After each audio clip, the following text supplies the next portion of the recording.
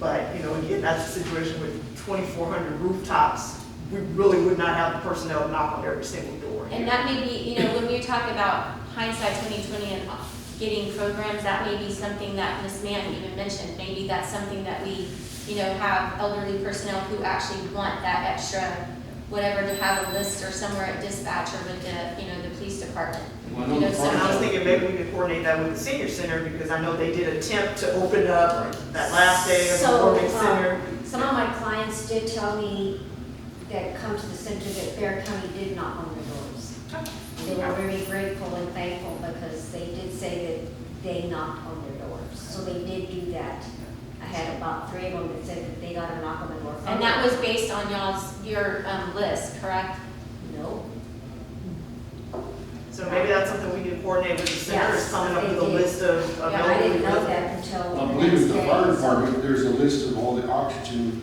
Right, we have that. But medical then records. again, it's self-identified, so that's what I'm saying, so we just need to get that information out to people that, hey, you know, but again, not every senior citizen, you know, frequents the senior center. Right. So again, I mean, we can use that obviously as a source, but again, we have to figure out, Right. you know, here again, we go back to that communication, what's the best way to communicate Because with? this particular resident said they didn't have a problem, they just These felt were requirements. someone, you know, what if something had happened to me? So Right. that's, you know, You know, it's easy to be a Monday morning quarterback and, you know, pick out all the negativity things.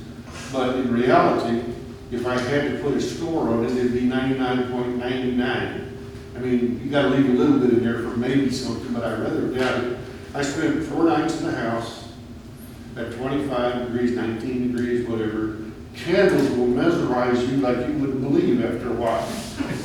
But the point being that I watched the people patrol, the officers were there, I watched my neighbors get a call for oxygen, I watched a lot of things go on. I checked on several of my neighbors that are older, turned off water for them and things like that. But here's the deal. If I'm doing that so that I can broadcast it and show what a big person I am, then I suck at that. And I hope I do forever. I don't sit here and take the abuse of some people because of the fact that, you know, I don't hang things on the wall, I don't want medals, I don't want trophies, I don't want crap. I just want to make sure that this city is a good place to live, and the people are served, and their needs are met. And by God, again, we pay that lady thousands of dollars, thousands less than any other city manager in this whole frickin' area. We pay that man, that lady, that police officer less than any other damn city around here.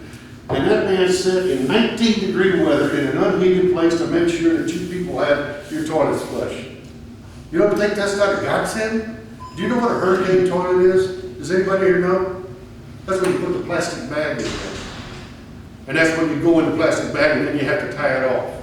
But, You have to do that. but don't you? other things too that we were talking about, generators. Generators are extremely expensive. Oh, yeah. So again, it's not that nobody's thought of that, the afterthought, it's a matter of now we have to look at where do you get funding. And again, Monique and I were both in contact with the commissioner, County Commissioner Calvert.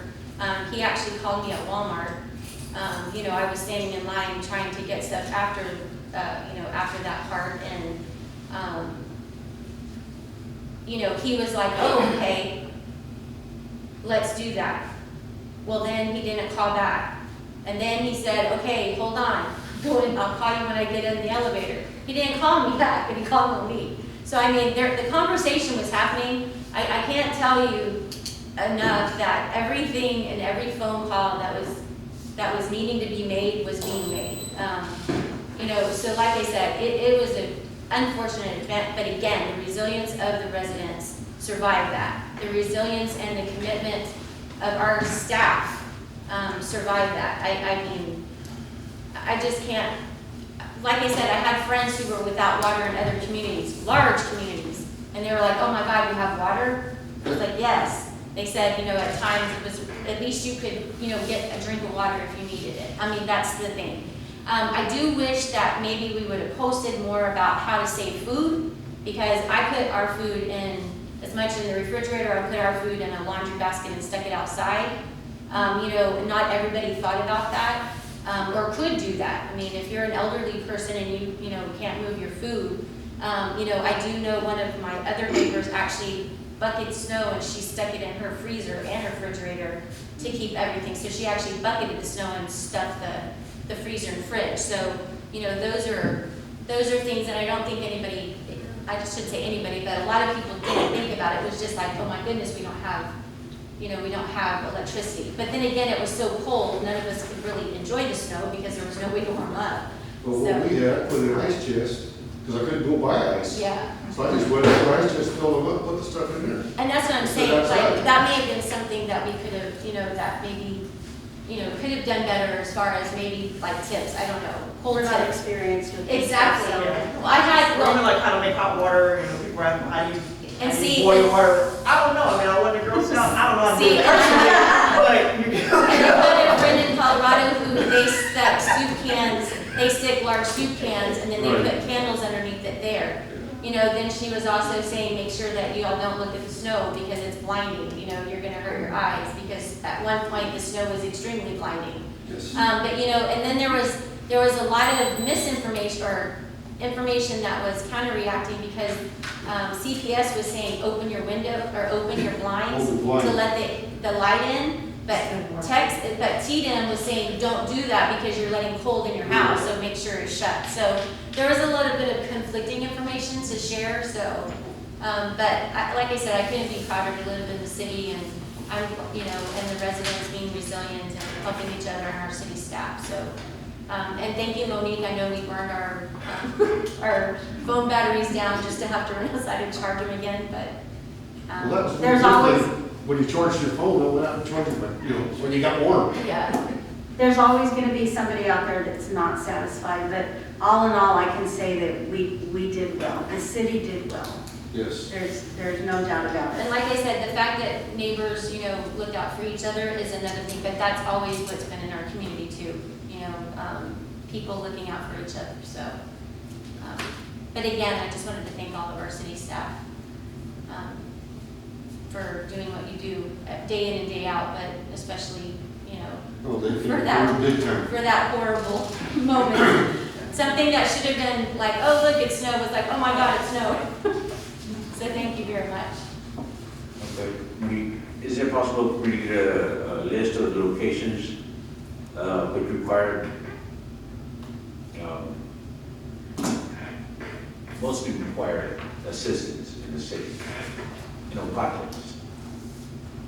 I'm sorry, the locations like the residents that require assistance? Right, neighborhood pockets. So we have a, you know, list of every address that, made Okay, contact, fine. we have all that. Sure that would- All right, does anyone else have anything on that? Nope. All right, we will, it is 8:12. I will close the regular meeting and open the public hearing on 8A on the use of the property from the current zoning of commercial district 1C, of the commercial district C2 to single-family dwelling district R1 for the property located at Lot 20B, Block 3, CB 5941, known as 414 Edelin Street, Kirby, Texas 78219, Bexar County, Texas. If there is anybody in the audience who wishes to speak on this item, please take the podium. Weird. And this is only for, this is for the public. This isn't for council discussion at this moment. All right, if there's no one to speak on A, we will move to B. On the property located at CB 5941, Block 5, Lot 47, otherwise known as 205 Hedwig, Kirby, Texas 78219, which is zoned commercial district to be used as single-family dwelling district R1. If you'd like to speak now, you can, but you'll have another opportunity when it gets on our, to our agenda item too. But if you'd like to just give an overview. Well, basically, we've been working on this property for a while. There were some residents living here that rented from us. They were there for quite some time. I inherited this home from my father. He used to own Man Plumbing here in Kirby. I grew up here. I'm also a longtime resident. My father was here. He did a lot of business here in town. All my family has lived here. So I have taken over a lot of what he left behind. I was not informed that this neighborhood had been commercialized or zoned commercial 20 years ago. I did not find that out until the residents moved out of the home. They had lived there for so long that they were just very comfortable. They did not inform me of a lot of the issues that there were. I did take care of some things while they were there, but I found out a lot when they moved out. And the entire home had to be redone. All new electrical, all new plumbing, all new floors. Everything in that house has been renewed. It has been sitting vacant now for 2 years. And I am at a loss right now. You know, it is part of our income. I have done my best to make sure that that home is upgraded and we get somebody that, you know, will take care of the property and make sure that Kirby does stay clean and, you know, is somewhere where everybody wants to live.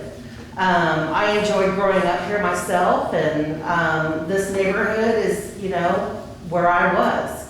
So I would like to have y'all take into consideration rezoning that as residential so that we can rent it out. This whole block is residential.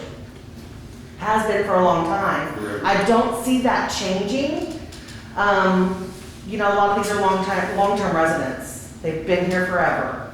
My family included. So I would really like to take that, this opportunity for y'all to take that into consideration so that we can get somebody living in the home that's gonna take care of the property. Hoping that we can do that sooner than not. We've been waiting to do this for 2 years now.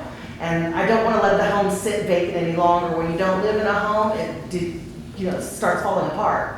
And we did put a lot of work into it, and I'm very proud of, you know, what we did to clean it up and, you know, hopefully get a single family living in there that's gonna like the property as much as we care about it. So that's where I'm at on that subject. Okay, thank you. Thank you.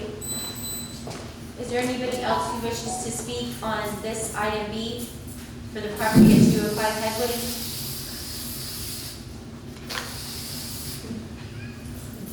Was it extra spray just for good measure?